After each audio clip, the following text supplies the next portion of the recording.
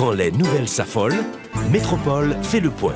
Le point tous les matins, simultanément sur Radio et Télémétropole. Le point est une courtoisie de la BNC, Unipièce, MSC+, Arcordia Shipping et Lissa Lotto.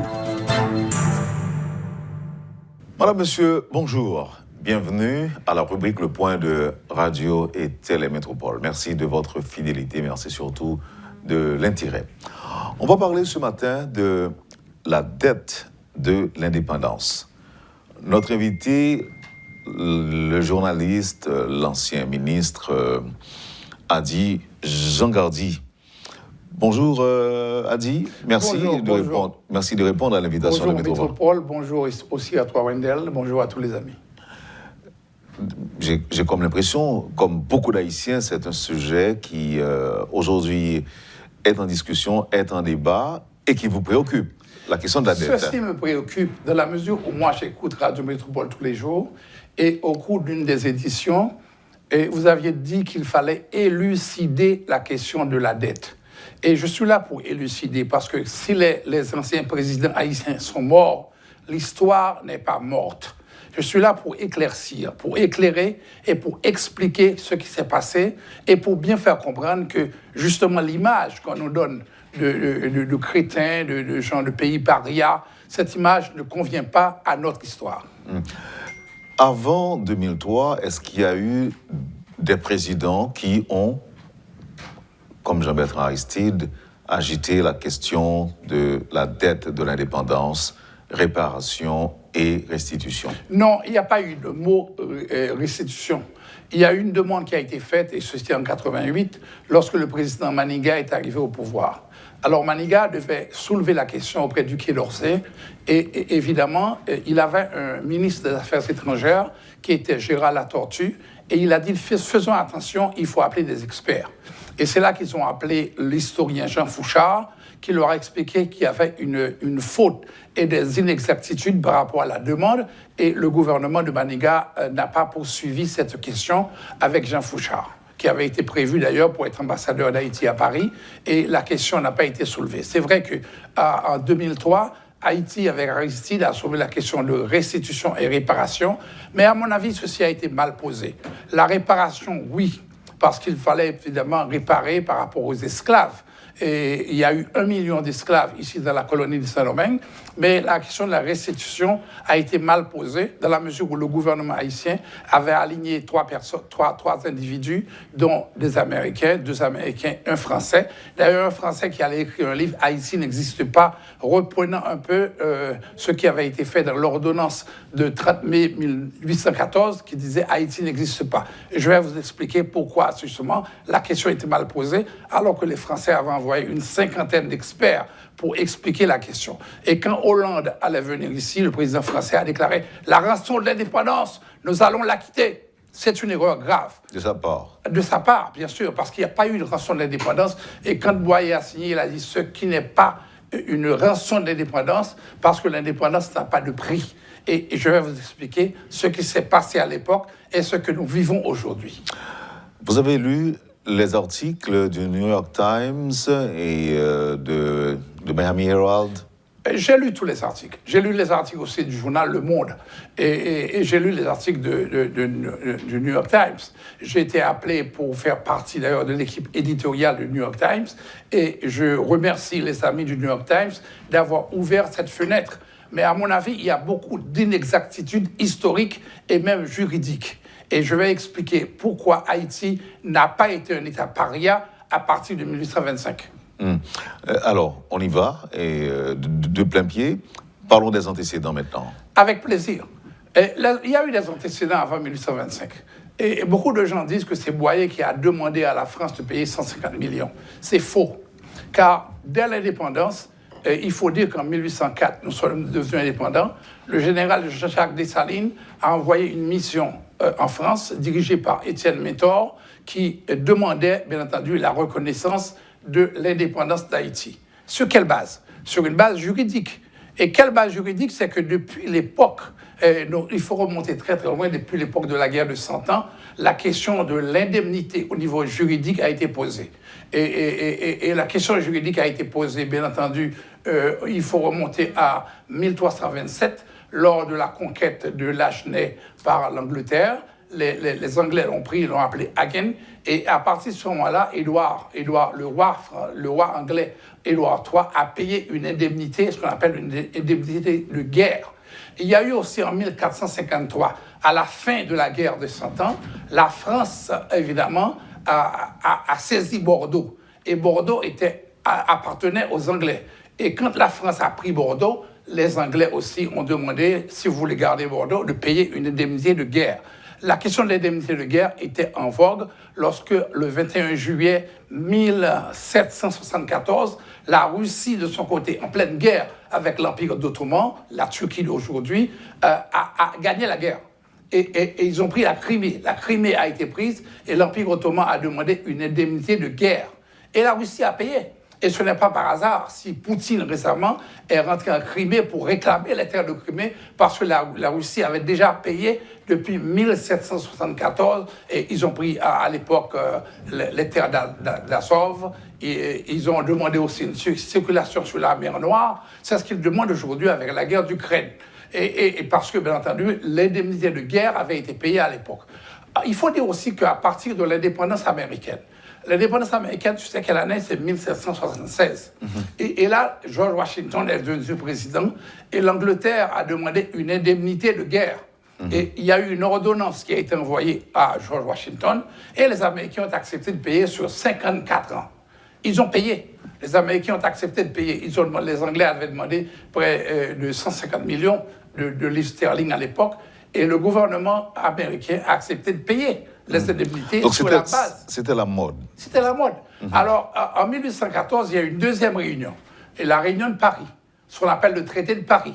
Lors du traité de Paris, le 31 mai 1814, alors là, plusieurs pays se sont réunis pour demander une indemnité de guerre aux États-Unis, nouvellement indépendants par rapport à l'Angleterre. Et c'est là que les Français ont dit, la question a été soulevée sur Haïti. Et les Français ont dit, Haïti n'existe pas. Haïti n'existera jamais. La même question qui a été reprise par Christophe Ouarani, l'écrivain d'Aristide, dans son fameux livre « Haïti n'existe pas », ce qui est ridicule. Et c'est là que deux pays se sont levés lors de la réunion et ont dit « Haïti existe à condition de payer une indemnité de guerre ». Là, nous sommes en 1814. Alors là, les deux pays en question, c'était d'abord le Danemark et la Russie. La Russie d'Alexandre Ier. Ils ont dit « Non, Haïti existe ». Mais il faut aller discuter et reprendre des négociations et commencer des négociations diplomatiques. Alors, on a essayé. Le président Alexandre Pétion, président d'Haïti, a dit « OK, vous voulez qu'on discute ?» Alors là, il a monté une délégation avec le ministère des Affaires étrangères. On a discuté et il a dit au président français, à l'époque, c'était Louis XVIII, il a dit, Louis XVIII, je ne paie pas plus que 16 millions de gourdes. Et Louis XVIII, par lettre, a écrit au gouvernement haïtien pour dire « OK, j'accepte les 16 millions de gourdes ». Il a accepté. Mais attention, en 1824, le roi meurt. Louis XVIII meurt et c'est son frère, Charles X, qui va le remplacer. Et lors des funérailles, en septembre 1824, le roi a déclaré publiquement « Haïti va être reconnu pour éviter la poursuite de la guerre à condition de payer une indemnité de guerre, pas une indemnité de l'indépendance. Je vais présenter une ordonnance. » Et en 25, il a envoyé un groupe pour plaider. Et cette fois-ci, il a dit, j'accepte pas 16 millions de gourdes, mais je demande 150 millions. Et pourquoi 150 millions?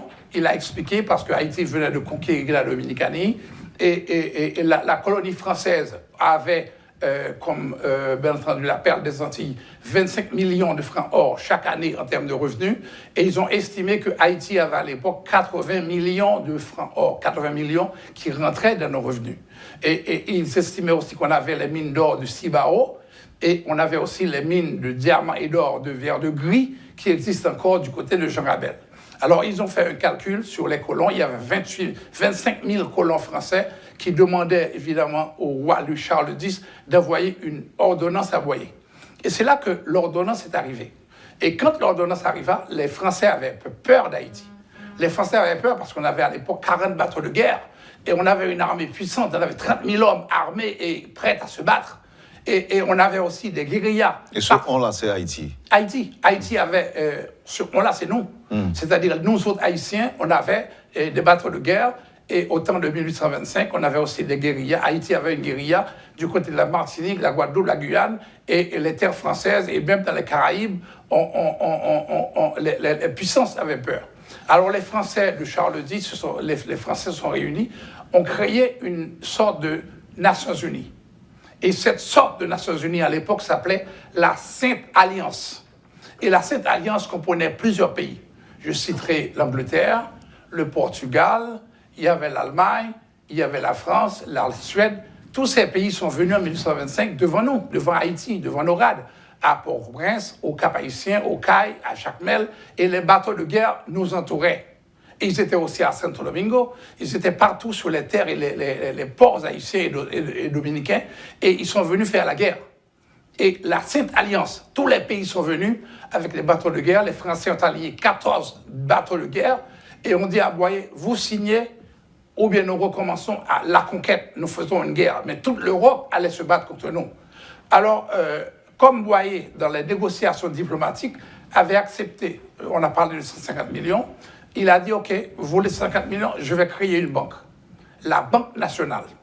Les Français ont dit, non, on ne veut pas de votre banque, on veut une banque intermédiaire. Boyer a appelé Rothschild, la Banque Rothschild d'Angleterre, parce que n'oubliez pas que les Français ont créé la Banque nationale de France très en retard, en 1800 avec Napoléon, alors que les Anglais avaient créé leur banque depuis 1664. Alors les Haïtiens ont appelé les Anglais, on a parlé à Rothschild, on a dit, OK, on prend de l'argent, on a emprunté 30 millions. Et le Rothschild a envoyé directement à la Banque de France les 30 millions des Haïtiens. On a payé une partie. Et Boyer a dit, OK, nous bloquons, malgré l'armée européenne devant nous, Boyer a dit, on bloque l'argent à 6%. On va payer les intérêts à 6%, les intérêts de la dette, et on va continuer à payer une indemnité de guerre, pas une rançon de l'indépendance. Et l'indemnité de guerre, ce qu'on appelle les dommages et intérêts aux colons qui avaient perdu leur terre, et les esclaves qui avaient été libérés, et qui étaient maintenant des soldats, qui étaient des gens libres. Alors on a dit, OK, 150 millions, mais on paye déjà 30 millions. Les Français ont dit, OK, combien d'années? Le gouvernement haïtien a déclaré à l'époque, on va vous payer en 25 ans. Les Américains avaient dit 52 ans. Haïti a dit 25 ans. Alors c'est là que l'indemnité de guerre est intervenue et on a commencé à payer. Les Français ont dit, vous payez normalement 5 fois, pendant 12 mois, 5 fois. Boyer a dit non, pas question, nous payons chaque année. Et à travers la banque que vous demandez, la banque de Rothschild. Alors en 1826... Est-ce que c'est de cette banque-là qu'il s'agit dans l'article du New York Times? Non, le New York Times a parlé du CIC. Ça veut dire le Crédit Industriel et Immobilier. Donc, et ça, c'est une autre histoire. C'est une autre histoire, Mais okay. je vais revenir là-dessus pour toi, parce qu'à un moment, cette banque a réclamé l'argent. Mais avant, à l'époque, il faut dire que la Banque de France avait reçu les 30 millions. Un an après, nous recevons en Haïti, au Palais national, une lettre du gouvernement français, Charles X, qui nous insulte et qui déclare 4 choses. Premièrement, les Français exigeaient qu'on paye non pas en 25 ans, mais en 3 ans. Ils ont dit au gouvernement haïtien, vous payez en 3 ans. Et deuxièmement, ils ont dit, vous avez demandé des intérêts de 6%, vous allez payer des intérêts de 80%. Troisièmement, ils ont baissé les prix à l'exportation de l'indigo, du coton, du café, du cacao. Ils ont baissé tous les prix au niveau international et nos bateaux commerciaux, ils les coulaient en mer.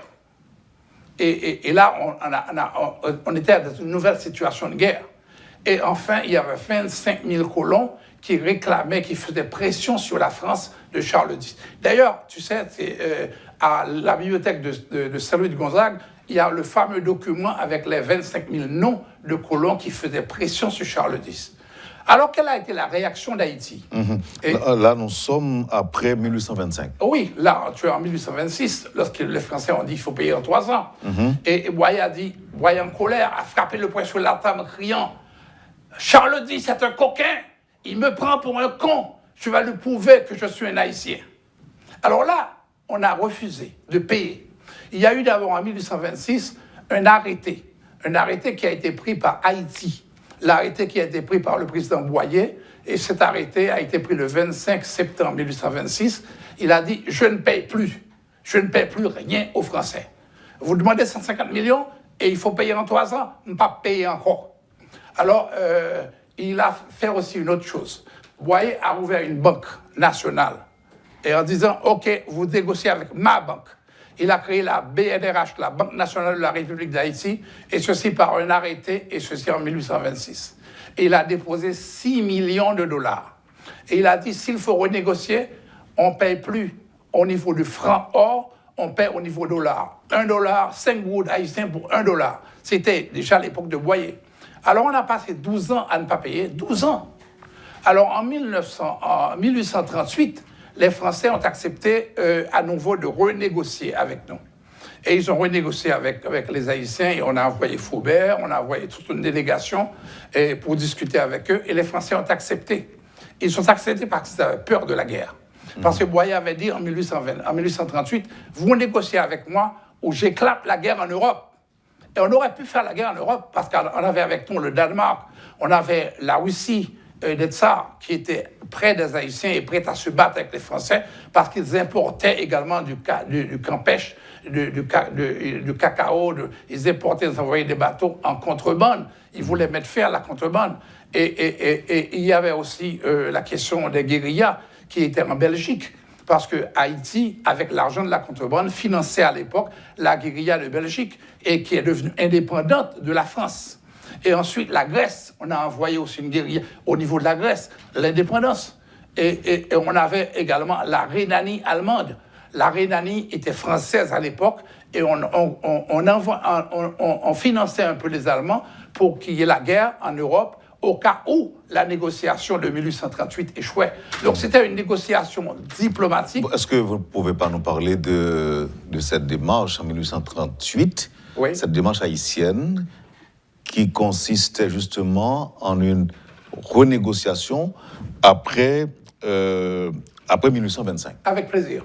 En 1825, les Blancs français avaient demandé 150 millions. En 1838, Boyer a dit non, on ne paye plus. On paye seulement. Mais on va renégocier. On renégocie, mais on baisse l'argent à 12 millions. 12 millions, ça veut dire 2 millions de dollars. 2 millions de dollars. Et nous parlons de 1838. Et ce qui s'est passé après, jusqu'à la fin de la dette, c'est sur la base de l'accord de 1838 et pas l'accord de 1825. Beaucoup de gens restent sur la question erronée de 1825 qui était déjà dépassée à partir de 1838. On a baissé à 12 millions. Et c'est vrai que les Français avaient dit, bon, il faut payer 80% de taux d'intérêt, mais les Haïtiens ont dit, on paye 12 millions de francs or. Et c'est là qu'on l'a baissé. Et les Français ont accepté. Et à partir de 1843, Boyer est tombé. Maintenant, Boyer est tombé par les négociations. Est-ce qu'on avait recommencé à... Non, on ne peut plus. Haïti ne peut plus. Parce que les gens qui sont venus après, il y a eu une déclaration erronée de Rivière qui a dit, bon, ça appartient à Boyer, la dette de l'indépendance. Ce n'était pas une dette de l'indépendance, il fallait payer cette fois-ci 12 millions de francs or, ça veut dire 2 millions de dollars. Et on a refusé de payer, on a passé près de 8 ans, 10 ans à ne pas payer, 1843 jusqu'à 1849. À partir de 1849, qui arrive au pouvoir, tu le sais, Soulouk. C'est Soulouk, bravo. Tu as été à l'école. Tes parents t'ont envoyé à l'école. Mais pour m'insulter... Non, je remercie tes parents qui t'ont envoyé à l'école parce que tu as fait des recherches. Beaucoup de gens aujourd'hui ne font pas de recherches parce qu'ils ne connaissent pas l'histoire de leur pays. Et quand on ne connaît pas l'histoire de son pays, on subit l'histoire. Et je ne veux pas subir. Comme je te dis, mes parents, comme les tiens, m'ont envoyé à l'école et mon père et ma mère sont morts. Je suis obligé de défendre aussi leur mémoire et la mémoire des anciens présidents qui avaient mené des négociations diplomatiques qui nous ont permis d'avoir cette patrie. Et je crois qu'à partir de 1843, lors du départ de Boyer, jusqu'à 1949, lorsque le Faustin Soulouk est devenu président, alors là, les choses vont changer. Les Français vont envoyer des troupes avec la Suisse du côté de la Dominicanie pour essayer de créer des problèmes pour les Haïtiens. Et c'est là, parce qu'on avait cessé de payer, et Boyer a déclaré, OK, nous allons payer après la guerre. Il a mené la guerre et les troupes françaises, suisses dominicaines qui se battaient dans certaines zones, les Haïtiens les ont chassés. Et c'est là qu'on va prendre, par exemple, Sercacafahal, San Miguel de Atalaya, et Saint-Michel de l'Atalaye, San Rafael, Los Palos, Las Carobas, et qu'on connaissait déjà, parce que le Boyer est rentré à Saint-Domingue par Las Carobas. Il avait envoyé le général Philippe Carrier passer par Ouanamet. Donc on connaissait la route. Donc on a pu prendre ces territoires et mettre le drapeau haïtien 1849. Et les Français sont repartis, ainsi que les Suisses, et on a décidé de recommencer à payer la dette les indemnités de guerre fixées à 12 millions. Alors là, c'est là qu'on a continué à payer, et Giffard a continué, les autres gouvernements ont continué. Mais à partir de Salnave, qui a renversé Giffard, Giffard qui était proche des Français, parce que d'ailleurs Giffard a fait une imbécilité. Il avait le palais national, M. Coupé était un carotté, coupé en deux, il montait en ambassade de France, en bord, ambassade palais national en l'autre bord. Donc il a envoyé ses enfants étudier à Paris, et donc on a eu des problèmes avec Salnave qui l'a renversé, et à partir de Salnave, il y a eu l'inflation horrible. Et comme maintenant Salnave ne voulait pas payer, alors là, on a demandé que $1 haïtien devienne $1000, il fallait 1000 gourdes pour $1 américain. Ce qui existe aujourd'hui en Amérique latine.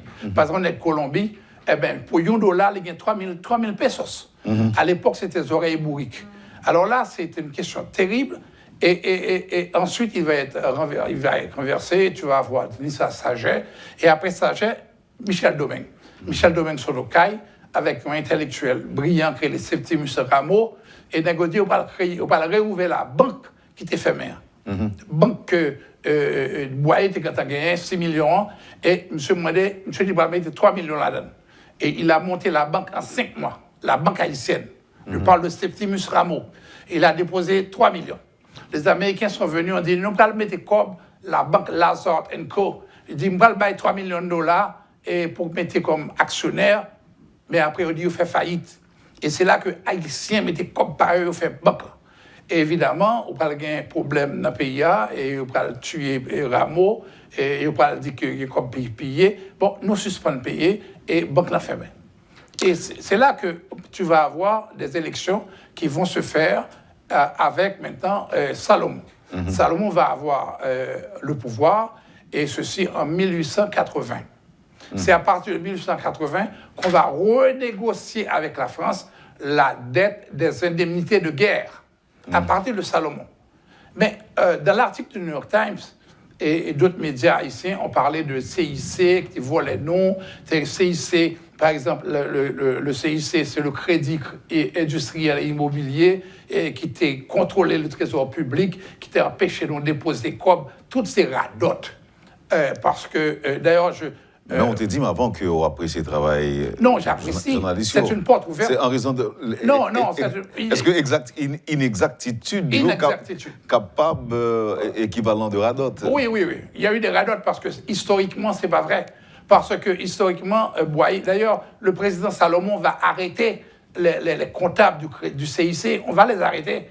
On va les mettre en prison pendant 3 ans. Il va le faire maintenant pénitentiaire. Nous arrêté, on est comme un cabot quelques noms. On est comme Vouillon, Fouché, nous t'es arrêté. Pour qui ça? Pour qui ça? Parce que ça, on t'a volé. Next ici, on t'a volé. Et puis, on t'a fond émis sur le papier monnaie. Nous t'ai dit, nous pas volé l'argent sur les bourriques, et CIC vient imprimer billets. Nous t'ai dit, on doit faire billets. Il fait billets, il fait l'argent monnaie, alors que justement, à l'époque de Salomon, on était en train de faire nos billets nous-mêmes. Nous faisons nous-mêmes à l'hôtel de la Monnaie, qui était au Cap Haïtien. Et on a dit au CIC, arrêtez. Et ils ont continué non seulement à voler l'argent, et le président Salomon va les arrêter. Et va fermer également le bureau du CIC en Haïti. Donc le fait de dire aujourd'hui que CIC contrôlait Haïti n'est pas exact. Et l'argent qui construit la Tour Eiffel, là? Non, ça c'est encore, ça va, CIC, mais c'est pas comme Haïti. C'est pas comme Haïti. Parce qu'à l'époque, ils n'ont pas volé l'argent d'Haïti. Parce qu'au contraire, à l'époque, on avait un budget de 7 millions de dollars au temps de Salomon. Salomon n'est pas là, mais l'histoire n'est pas morte. Il faut dire aussi qu'il y avait des crédits de 990 000 $ US, qui étaient des crédits que l'on donnait aux PME petites et moyennes entreprises et également au secteur privé. Et il y avait aussi une dette de 3 millions de dollars US qu'on devait aux Américains pour les bateaux de guerre qu'on avait achetés, que Salomon a payé. Il faut dire aussi qu'on avait investi au niveau de ce qu'on appelle le Wall Street. À l'époque de Salomon, on a investi dans les valeurs boursières près de 450 000 dollars. Et il faut dire aussi qu'au temps de Salomon, à la banque, on a déposé 180 000 pièces d'or. Donc, on n'était pas rien. Et ce n'était pas le CIC qui gouvernait, c'est Haïti qui gouvernait Haïti. Et je crois que c'est très, très important. Et comme tu veux, dans cette première partie, qu'on mette le point, j'ai mis les points sur les i pour toi, pour t'expliquer que justement, on a créé avec Salomon une nouvelle banque nationale, on a réouvert la banque, et cette banque nationale, Salomon avait déposé 10 millions de dollars. On avait certainement, comme je t'avais dit, des comptables francophones. Il y avait des comptables francophones, mais ces gens-là, ils créaient des problèmes pour l'État haïtien. Et c'est là que, justement, ils ont été arrêtés, ils ont été mis en prison. Et tu vas avoir après un calcul qui a été fait par Don Alexis, qui va arrêter aussi certains Français et qui va essayer de les mettre en prison dans le cadre du procès de consolidation. Merci Adi. Jean Grandi, c'est le temps de faire la pause et puis on revient tout de suite après. Avec plaisir. Vous suivez, madame, monsieur, la rubrique Le Point de Radio et Télémétropole. L'ancien ministre, journaliste Adi Jean Grandi fait le point sur la dette de l'indépendance ce matin. Merci encore de l'intérêt. À tout de suite après la pause. Le Point est une courtoisie de la BNC, Unipièce, MSC+, Accordia Shipping et Lisa Lotto. Bienvenue, madame, monsieur, à la deuxième partie de la rubrique Le Point de Métropole. Et c'est Adi Jean Grandi qui est avec nous ce matin. J'ai eu le temps de jeter un œil sur mon téléphone pendant la pause et j'ai pu remarquer l'intérêt des auditeurs. Il y en a qui m'ont envoyé des questions. Sans me prendre la fontique un peu sous quelques là-dedans. D'abord, il y a un auditeur qui dit, pour me poser une question, ça pour lui, Adi Jean Grandi, l'exposé que vous faites maintenant, est basé sur qui référence historique? Écoutez, il y en a plusieurs. Il faut d'abord aller dans les tomes d'histoire d'Haïti de Beauboin-Ardouin, et écrit à l'époque de Boyer d'ailleurs, avant même le document de Thomas Madiou. Il y a aussi le document de André qui a été travaillé, ainsi qu'à l'époque de Boyer. Et également, il y a un livre, il y a un livre d'histoire d'Haïti très, très peu connu, et en fait qui a été publié évidemment au temps de Magloire, au milieu du XIXe siècle, qui est l'histoire d'Haïti d'Auguste Magloire. Il y a donc des documents qu'on peut trouver dans les bibliothèques haïtiennes de Saint-Louis de Gonzague ou encore au Petit Séminaire Saint-Martial. On peut retrouver évidemment des informations très très précises sur ce qu'on appelle cette fameuse dette. Aujourd'hui, la dette des indemnités et les indemnités de guerre. Et évidemment, à ne pas confondre avec la dette de l'indépendance. Rien du tout. On n'a pas payé pour l'indépendance. Il n'y a pas eu de dette de l'indépendance, on a payé une indemnité. Et ceci a été renégocié, je te le rappelle, en 1838 par Haïti, au temps du président Boyer, à 12 millions. Et équivalent à peu près à 2 millions de dollars. Donc la question de dire qu'aujourd'hui, on reste encore à 1825, que Boyer avait signé, c'est complètement ridicule par rapport à l'histoire. Car ces gens sont morts. Moi, quand je vais à Paris, je vais au cimetière du Père-Lachaise pour apporter des fleurs au président Boyer. Ah oui, ceci peut étonner. Et aussi des fleurs à l'hôpital Passy de Paris, où a été enterré le président Salomon, qui avait payé la fameuse dette des indemnités. Alors, ceci a été réglé, comme je le disais tout à l'heure. Le gouvernement haïtien n'était pas un gouvernement de paria. On a voulu donner aux Blancs des avantages, des positions qu'ils n'avaient pas, surtout ceux du CIC. Il y a eu une demande, par exemple, récente du CIC, le Crédit Industriel de France. C'est la question que j'allais vous poser. Oui. Et évidemment, elle est d'un auditeur. Alors, pourquoi la CIC a pris la décision la semaine dernière d'investiguer sur les déclarations avérées, documentées du New York Times, et pourquoi aucune entité française n'a réfuté les assertions du New York Times? Écoutez, il y a une raison simple, parce que depuis 1838, il n'y a jamais eu de mémoire du ministère des Affaires étrangères. Il y a eu un mémoire sur la question des indemnités de guerre payés par Haïti. Et il n'y a pas eu de document là-dessus. Et il y a un effort qui a été fait au temps de Maniga avec Fouchard, mais ceci n'a pas été poursuivi parce qu'il n'est pas resté au pouvoir pendant très longtemps. Nous n'avons jamais produit un mémoire sur ça. Et n'oublie pas qu'au temps de Soulouk, je parlais de Soulouk, qui avait pris une bonne partie du territoire, empêchant les Français, les Suisses et les Dominicains de conquérir la partie haïtienne, eh bien, nous avons également payé une indemnité. Ça veut dire que Haïti a payé une indemnité de guerre, et ceci aux Dominicains. En 1874, le président Michel Domingue et le vice-président Septimus Rameau ont signé avec la Dominicanie un accord de frontière. Et ils avaient demandé la présence, bien entendu, du pape Grégoire XIII. Et l'arbitrage a été fait, et ils ont reconnu la frontière que nous avons aujourd'hui entre Haïti et les Dominicains. Alors, quand ça a été fait, les Dominicains ont dit, vous allez nous payer une indemnité de guerre de $1 million. On a payé cash. Et on a payé autant du président Thérèse Simon-Sam et du président dominicain Ulysse Euro. On a payé à Jacques Mel. Et je crois, après la réunion de Mont-Saint-Nicolas. Donc, ceci a été fait. Mais je te signale que les Américains, en 1800... Non, mais est-ce que là, excusez-moi, et Adi Jean Gardier, est-ce que pas ça n'a pas prêté à confusion? Parce qu'il y a des gens qui disent qu'il n'y a pas eu véritablement de guerre. Au contraire, on était en République dominicaine pour aider la République dominicaine contre d'éventuelles... invasion, par exemple. Oui, mais là tu es dans l'époque de Núñez de Cáceres. Le président Núñez de Cáceres, il avait, et ceci au début de 1800, vers 1821, en 1821, Núñez de Cáceres s'est battu avec les Espagnols. Et là, il a créé un État, non pas la République dominicaine, il appelait son pays Haïti, Haïti espagnol. Et il y avait Haïti français ou Haïti du côté des Haïti de Boyer qui était là, et c'est là qu'il a mis sur pied de guerre une armée. Et là, on est rentré à Santo Domingo, et Núñez de Cáceres a déclaré que nous organisons la fusion pour avoir la paix. Et il y a eu la fusion en 1821 entre Haïti espagnol et Haïti de la République d'Haïti, de Boyer. Et c'est là qu'on est arrivé, le président Boyer a aboli l'esclavage. Ça a été aboli. Mais la deuxième chose, c'est que la guerre a éclaté à partir de 1843 à la chute de Boyer. Parce qu'avant la chute de Boyer, tu avais d'abord la Trinitaria de Saint-Domingue avec Juan Pablo Duarte, Ramon Meya. Ils ont monté un groupe qui est devenu avec Maximilien Bourgeois-Ladaquin, après des négociations, qui est devenu la Philantropica. Et la Philantropica était financée par le gouvernement haïtien de Juan Pedro Boyer, Jean-Pierre Boyer, que les Dominicains appellent Juan Pedro Boyer. Jusqu'à maintenant, il s'appelle Juan Pedro Boyer, qui a dirigé leur pays. Et en 1843, quand il est tombé, alors il y a eu une guerre civile.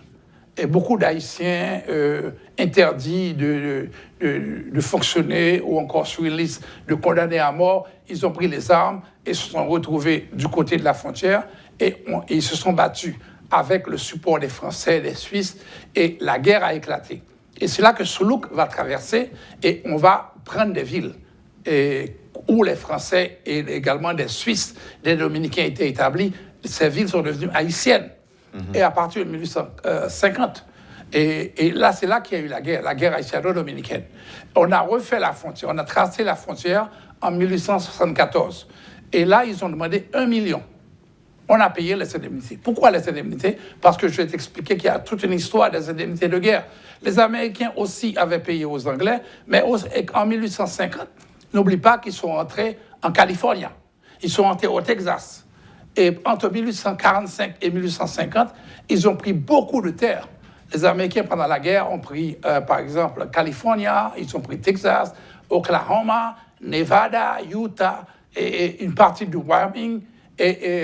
Bref, ils ont pris des terres. Et il y a eu un accord qui a été signé pour l'indemnité de guerre. Et l'accord a été signé, et ce qu'on appelle, c'est un accord, l'accord du Mexique qui a été signé, l'accord d'Hidalgo. Et quand ils ont signé la paix, ils ont chassé le président. Le premier président mexicain était un ancien esclave, Vicente Guerrero. Et il adorait les Haïtiens. il avait aboli l'esclavage.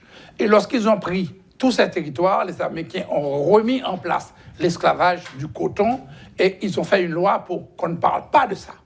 Moi, je souhaiterais que le New York Times publie aussi un article sur les guerres mexicaines et sur les terres qui ont été saisies et également les indemnités. Les Américains ont payé. Non, mais les auteurs ou rédacteurs articles qui ont été réponse, c'est après avoir observé l'état de misère, de pauvreté d'Haïti que ça a inspiré on va y arriver, à faire des recherches. Je te réponds là-dessus.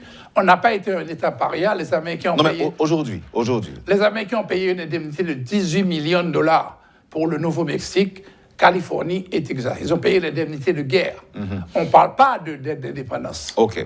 Maintenant, l'argent emporté, l'or emporté en 1914 par les Américains répondait à quoi?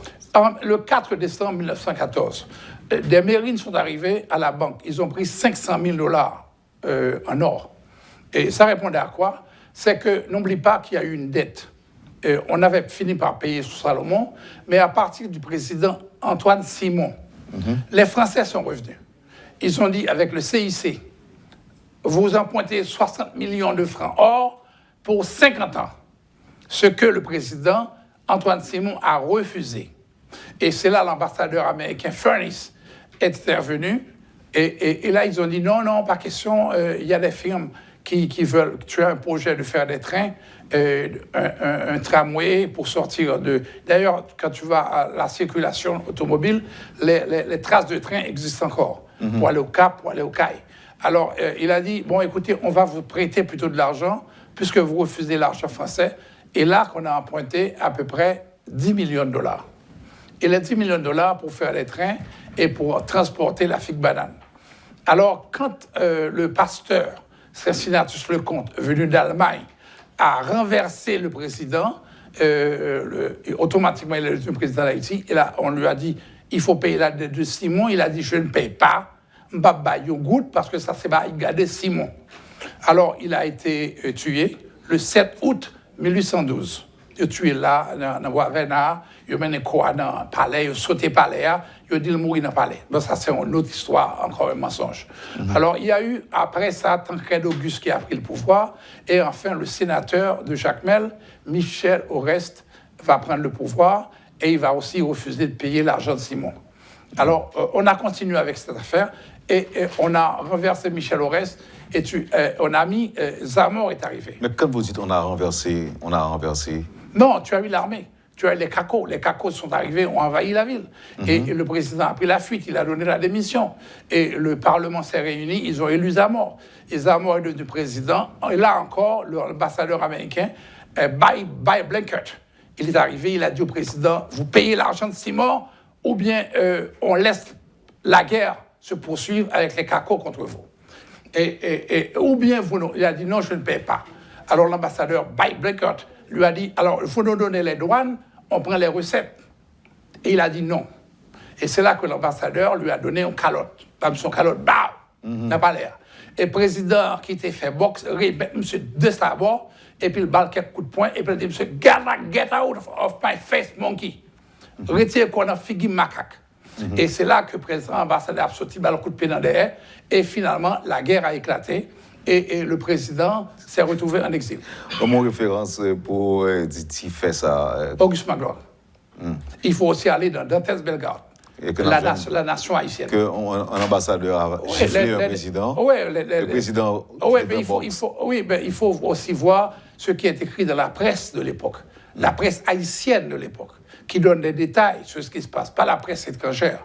Et tout ça, c'est-à-dire ce qui est arrivé à Zamor, et aussi les étudiants de l'UTC Pétion qui étaient armés au temps de Zamor, et quelques temps après, ils vont mettre un pasteur. Ouais, c'est très bon si les présidents haïtiens d'aujourd'hui, anciens et actuels et futurs... Non, il n'y a pas rien de calotte. Non, est-ce que... Si il y a calotte, il y a oui. Il y a même si on mourit après. Ou quoi ça? Il y a un nègre qui a pris mettre calotte là.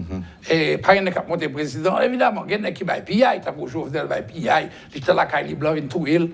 Bon, on dit pillaille. Bon, on a retourné sur ça. Oui. Mais je voulais dire que maintenant, il y a eu un refus. On a mis... C'est dommage que nous n'avons pas un espace aujourd'hui là pour nous affronter retourner ce soir de prédit. Alors, on allait avec une question. On allait avec ça, oui. Pour qui ça nous pauvres aujourd'hui en ça? Est-ce que pauvreté haïtienne liée à l'argent que nous baille la France et alors que les Américains ont été prend? Est-ce que pauvreté nous a découlé de ça? Quelles sont les conséquences? Non. Il faut dire que non. Moi, je dis non. Et moi, je dis non au pluriel. Je vais mettre non, mettez au pluriel, je vais écrire. Et moi, je dis non parce que nous pauvres dans l'État ça, parce que dans l'histoire pays là, il y a deux courants. L'histoire pays nous il y a deux courants, courant libéral et courant national. Courant national là, c'est lui qui gagné.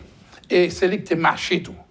Et à partir de courant libéral là, on vient créer un parti libéral qui dit le pouvoir au plus capable, pour le Parti national, le pouvoir au plus grand nombre. Alors, les capables, c'est eux-mêmes qui viennent avec le Parti libéral, là, viennent avec CIC, qui dit que c'est le secteur privé qui peut diriger tout le bagaille. Or, le secteur privé n'a pas de responsabilité. Il ne prend pas aucun bagaille pour développer le pays. Et on vient joindre qu'à partir de Jean-Claude Duvalier, on vient rentrer dans le système, l'économie de marché. Ça veut dire que remettre le secteur privé pour le faire tout le bagaille pour le pays, alors que nous avons abandonné, ça relève l'État-providence. État-providence, ça veut dire qui ça? L'État occupé de l'hôpital, de l'école, il paye les professeurs, etc. On ne peut pas faire tous les deux à la fois. Par exemple, là, on vient arriver là, même sous Jovenel, on balance, et même haïtiens, depuis 1980, il y a entre libéral et entre national. Ça veut dire que l'arrivée là, négodou, gasoline, pays à faire deux bords, parce que nègla monter prix gaz là, etc. Parce que nègla pays à quoi toujours dans ça relève le courant national. L'État haïtien prend responsabilité. Mais là, on prend 5 groupes cap by gaz et au Dieu c'est eux-mêmes qui demandent pour monter prix ou vinn bail problème. Donc il faut qu'on crée ça relève le capitalisme populaire qui permette à ce que qu'on y a là nous prend responsabilité. Ou quand faire régulation. Par exemple, il y a plusieurs banques, 5 banques privées par rapport à BNC, qui est ce banque courant national là, eh bien, ou qu'a créé crédit, ou qu'a demandé, par exemple, ces Haïtiens, $200, $300 américains comme épargne. Et ou si on gagne 1 million de monde, on gagne 20 millions. Et là, on a fait 5 campus universitaires. Chaque banque a fait une. Donc, on augmente l'épargne et on augmente tout crédit par rapport au campus universitaire. Donc, nous vîmes pauvres parce que, justement, nous changeons le système. Les nègres d'où, littéralement, tournent la caille, les petits grands là-bas, ils veulent retourner en Haïti, ils veulent retourner dans le système national. Le système national, là, côté l'État, par responsabilité. Et on a là, les gangs bloqués le pays, nous, l'État font bagaille, l'État. Pour demander pour que le courant national prenne ses responsabilités. Mais sous la gueule, mais l'autre, ça, là, c'est le pauvre. Maintenant, il faut augmenter. À partir de Salomon, nous sommes tellement riches que quand le pays vient chercher travail, arabe, syrien, ils viennent là, ils vendent toile, ils font maquette, ils sont là toujours. Et c'est à partir de Salomon. Donc il faut que nous rentrions dans le courant nationaliste, le courant économique national, et non pas le courant libéral qui rend nous pauvres là. Lorsque le dossier réparation et restitution t'est évoqué par Jean-Bertrand Aristide, est-ce qu'il était raison? Je pense qu'il avait raison pour la réparation, pas pour la restitution. Et restitution, qui va les maintenant on est. Ils veulent maintenant le moment de restitution, ils pas le font façon pour que Dominicani demande pour remettre $1 million pour frontières. Les fins remettre ils ont le droit, on a la possibilité qu'à gagner la guerre, ils rentrent, ils prennent pays là, ils ont perdu l'indépendance là. Pour réunion qui fait Montréal, ça a 2 ans, ils dit que Haïti n'est pas indépendant encore. Pour perdu. Mais je ne pas cacher nous, ce n'est pas dans la génération pas maintenant que nous avons fait au cadeau ça. Ça veut dire que lui, il fait remettre l'argent, on perd du frontière, on perd du affaire, il reprend le pays, et puis c'est ça que Blanc dit, map remboursé. Blanc vient de pour le développement toutes les îles, que l'Américain, que le Français, mais à préparer. Il fait prendre pain, il fourré dans le café, il fait le mou, il valait, qu'on a bien digéré, et puis là, dans ça, Donald Trump, Haïti, son latrine, et puis, on perdu l'indépendance. Pas perdu, je crois qu'il faut caler sur ça qu'a fait là. Ce n'est pas un hasard si aujourd'hui on soulève ce type de problème pour nous préparer à cette perte de l'indépendance. Là où on indexé journaliste sur rédacteur article. Non. L'idée globale, l'idée qui a commencé par le journal, parce que l'idée qui a commencé à partir de Montréal, la réunion de Montréal, et il y a eu une réunion il y a 2 ans. Vous pensez que le fait que ce dossier ça agite aujourd'hui, ça est capable de mener nous à quelque chose? À la fête de l'indépendance. C'est pour ça que moi, en tant que président de la Fédération de la presse haïtienne, je suis invité à une prochaine réunion pour la Fédération internationale des journalistes. Je vais soulever la question et défendre l'indépendance d'Haïti et montrer que nous n'étions pas un État paria. Nous étions finis payés à faire indépendance, la dette de l'indemnité depuis Salomon, et nous étions payés, qui s'est pas passé tout? Il y a eu la dette de Antoine Simon. Et là, l'aide du marché estimé montée, nous payons. Du marché estimé montée, nous payons. Et on dit que ça n'a aucun impact sur Jean-Yves aujourd'hui. Non, parce que, pour oublier, Antoine Simon, l'homme se fit prêter 10 millions, Américain prend payer en 1915, et automatiquement, il dit, bon, OK, faut faire le prêter comme. Sud-Arctique n'a dit non. Et pour gagner Louis Bono, monsieur dit oui, la prêter comme. Et combien comme il y a Bono, à l'époque, il y a 23 millions de dollars que nous n'avons pas de payer. Il était dû à l'époque parce que nous étions en pleine occupation et il y a un pile produit que nous avons gagné que Blanc pas prendre en main. Et Blanc pas payer comme là pour les prêter 23 millions de dollars pour le triangler. Et là, on jeune garçon haïtien qui sont de verrette, on tient l'église pétion. Je était du Marseille estimé. Là, monsieur monté pouvoir, il dit bon, en fait, dette 6 mois, m'a payé. Il prend 10 millions si monté de verre, fourré là dans le collet nous, sous monsieur, et puis on mettait sous lui, ça va 23 millions. Et là, monsieur monté recette douanière, estimé monter recette douanière à 600 000 sacs. Il voyait vendre là-bas du riz, café, coton, et puis monsieur rentrait 30 millions de $ US en tourisme. 30 millions, on était le 23 millions. Il rentrait 30 millions. Et puis, monsieur rentrait dans Fig Banane, il exportait vers la Louisiane avec ça, les Standard Food. Et puis, monsieur, avec Banque Nationale, c'était un Américain dedans, il mettait au dehors, il nationalisait la BNRH, la Banque Nationale d'Haïti. Estimé nationaliser, pas grave que c'est blanc qui a dirigé, c'est pas vrai. Avec du marché estimé, nous nationaliser. Et puis, nous réduit à 20%. Tout COB, parlementaire, sénateur, député à recevoir, nous demandait, estimer, tout chaque Haïtien va anti-COB, jusqu'à ce que le 10 juillet 1947, nous t'ai payé dette ça. Nous pas doué depuis ça. Nous pas doué. Il y a l'autre petit COB qui vient après, parce que nous rentrons dans nos paquets de Lobert, paquet de Tintin qui fait après, à partir de Jean-Claude Duvalier. Mais au Forum d'Oque, à partir de 1992, les Véniguins fait loin de terre là, ils ont dit Haïti en banqueroute, pas de dette encore. Et au Véniguien, un pays comme le Venezuela, qui vit de COP. Nous ne sommes pas obligés d'Haïti à ça. Pour que Chavez qui va 500 millions de dollars US, et l'idée Haïti développer tout. Qui sortait faire comme ça, ça? Haïti prend comme là, il va Dominicain gérer le pour eux. 500 millions, il va gérer le pour eux. Et il va faire quelques petits cailles, quelques petits bails. Mais comme là. On va parler d'investissement qui est fait en construction. Oui, mais comme là, pas de dépenser. 3 cas comme là, était là. Et puis, on a Chavez qui va 8 millions de dollars chaque jour. Donc, on a près de 365 millions de dollars que Haïti a pris. Donc, après le tremblement de terre là, et on a ensuite, au moins, au fond, raffinerie de pétrole, créer travail. Et raffinerie de pétrole, là, qui s'alté. On connaît pour faire raffinerie de pétrole, du côté de Akin, les fonds en pile, la Gonave, Gonaïve, Mont-Saint-Nicolas, on a besoin de 50 millions de dollars. Où t'es gars, c'est comme. Et pour te fouiller, pour faire raffinerie de pétrole, pour avoir un problème de gaz, ils vont voter plutôt que le Venezuela à l'OEA. Et nous font un paquet de bonnes lobes qui expliquait pauvreté et qui fait que le salaire minimum nous très bas. Et il faut augmenter le salaire minimum. Parce que là, on va avoir $20 à US par jour. Imaginons qu'il y a 1 million de gens qui travaillent. Imaginons comme les COP, quand il y a des gens qui ont été là. Parce qu'en plus, là, ils sont partis pour aller au Chili, pour aller au Brésil, pour aller en Colombie. Mais Colombie, c'est 3000 pesos pour $1 américain. Donc, nous-mêmes, si nous reprenons un même pays, nous créons du travail et nous avons un salaire décent, nous sommes capables d'arriver qu'on y a qu'un récit dans la misère et rentrer dans le capitalisme populaire et redévelopper le pays. Merci à Jean Gardy. Et pour cette page d'histoire, vous avez réussi peut-être à à élucider selon vous. J'aime bien le mot. Maintenant, avant de quitter aller, nous avons quelques secondes.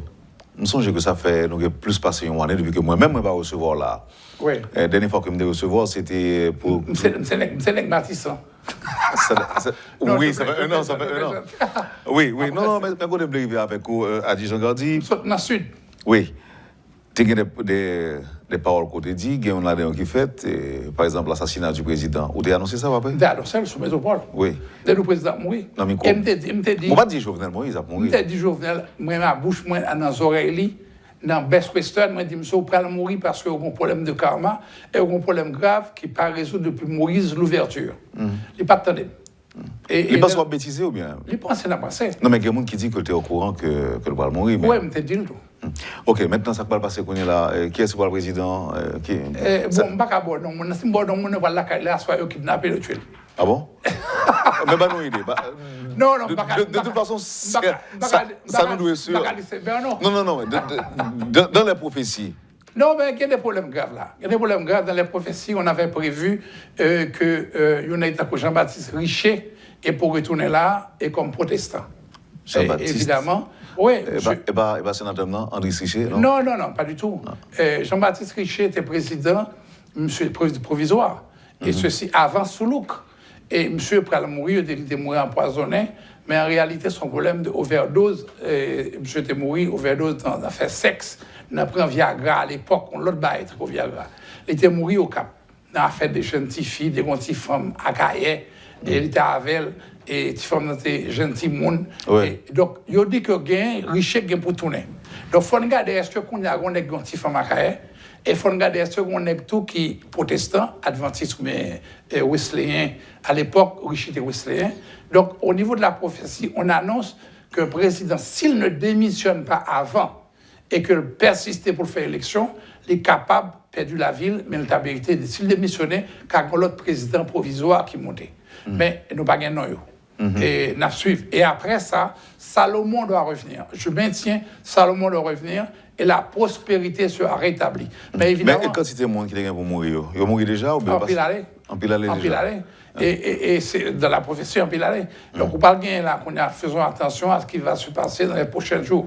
Il y a eu aussi la peine de mort qui avait été abolie à l'époque de Salomon en 1884. La peine de mort devrait être rétablie contre les criminels. Et ceci, c'est prévu aussi dans les prophéties. Parce qu'on a eu les Philippines en 1970 qui étaient abolies la peine de mort. Et comme Haïti, en 1984, abolit la peine de mort. Mais les Philippines retournaient avec elle. Et tu as des pays comme, par exemple, le Tchad, tu as le Japon, tu as Taïwan, tu as l'Indonésie, tu as l'Inde, tu as la Thaïlande, et le Botswana, le Guatemala. Il faut faire attention. La peine de mort établie, et évidemment, les femmes enceintes ne sont pas dedans, les enfants non plus, mais il faut certainement créer au niveau juridique un système qui vous permette que nous sortions dans cette année-là. Et par rapport à l'insécurité, il faudrait aussi que la police, ou bien encore au niveau de l'armée, l'armée a écrasé, mais toujours bien ça, les Champlain. Champlain, son pasteur naïf qui a dirigé. Donc Champlain est capable de venir et utiliser les Bion Biaractar TB2 et 12 mètres après 600 kilos, il volait 27 heures sur 220 km par heure, il fait travail de reconnaissance et même de destruction massive. Et tu vois, l'armée américaine, il y a un film privé qui est les Halton Musk, qui a des satellites, qui est les Punisher, ou bien R8, qui est capable de travailler avec OpenShift de 4.10, etc.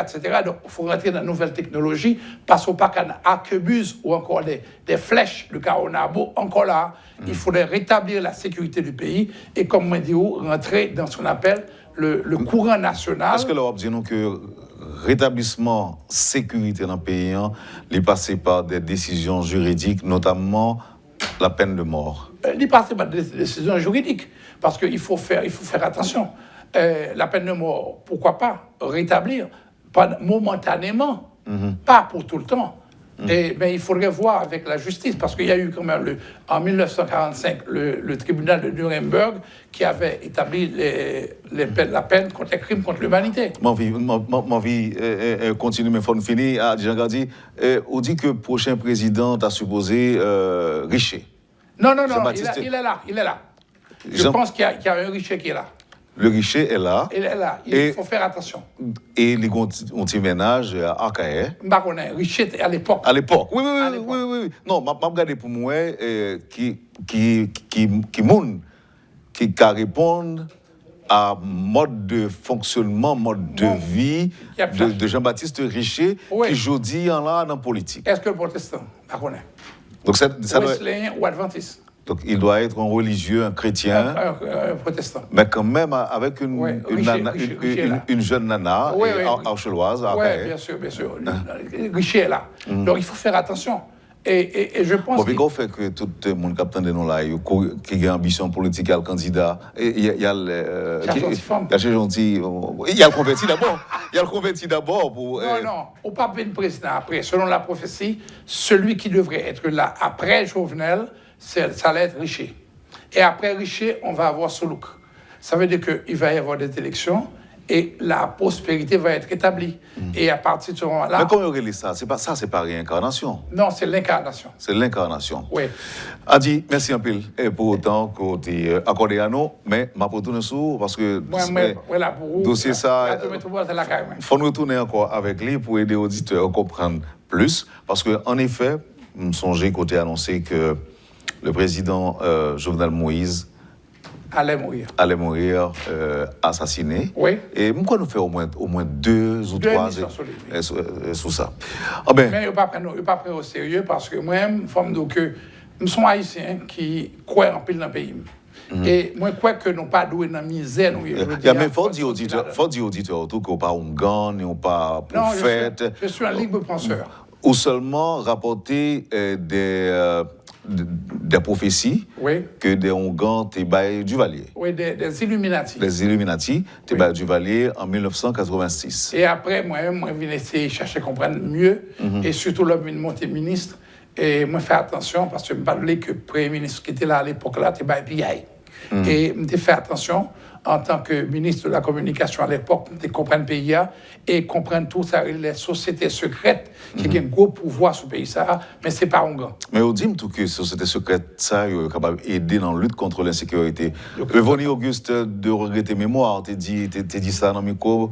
Nous, on dit que sous Duvalier, il était très utile, la société secrète. Oui, c'est vrai, c'est pas seulement Duvalier, au temps de Soulouk. Par exemple, tu avais des gangs à l'époque de Soulouk et même de Richer. Richer était là, les pays dans jouet, tu avais un gang, et puis évidemment, craser les gens. Et les Soulouk montaient, bien utiliser la société secrète, et grand pile gang qui t'a noyé, ils ont perdu dans de l'eau. Et évidemment, les droits de l'homme, il faut faire attention. Il faut dire aussi qu'à l'époque de Duvalier, et il y avait aussi des gangs, des bandits dans beaucoup de villes. Et c'est pour ça d'ailleurs qu'il va créer ce qu'on appelle les VSN. Les tontons Macoutes. Les VF qui vont devenir les tontons Macoutes. Volontaires de la sécurité nationale. Mais il y avait aussi la diaspora. Attention, il y avait des anciens militaires qui étaient créés des mouvements avec avions, gourmet contre gang. Et aujourd'hui, la diaspora attend qu'il orange pays. Nous, orange pays pour le venir rara. Il faudrait voir aussi monter avec une société, ça les organisations de sécurité, et monter un groupe, chercher reconnaissance avec la police, et venir un coup de main, et à faire la guerre, quitter la police à le contre lui. Dans le village, l'année passée, diaspora tape ça. Donc il faudrait, avec un agent de sécurité qui a fait, et par exemple au niveau de l'informatique, avec les Kubernetes 1.3, il y a beaucoup de choses que tu peux faire pour transformer les Investia et les Enterprise 2.0. Donc, on ne peut pas au café. Mais malheureusement, donc, il était payé dans l'État, mais il faudrait revenir, bien entendu, à la puissance de l'État, l'État-providence, et permettre au pays de pouvoir revivre et avoir à nouveau la richesse. Vous avez suivi, madame, monsieur, la rubrique Le Point de ce matin. L'ancien ministre, journaliste et président de la Fédération haïtienne de la presse, Adi Jean Gardi, était notre invité ce matin. Nous vous remercions de nous avoir acceptés chez vous. Merci et à demain. Quand les nouvelles s'affolent, Métropole fait le point. Le point tous les matins, simultanément sur Radio et Télémétropole. Le point est une courtoisie de la BNC, Unipièce, MSC+, Arcordia Shipping et Lisa Lotto.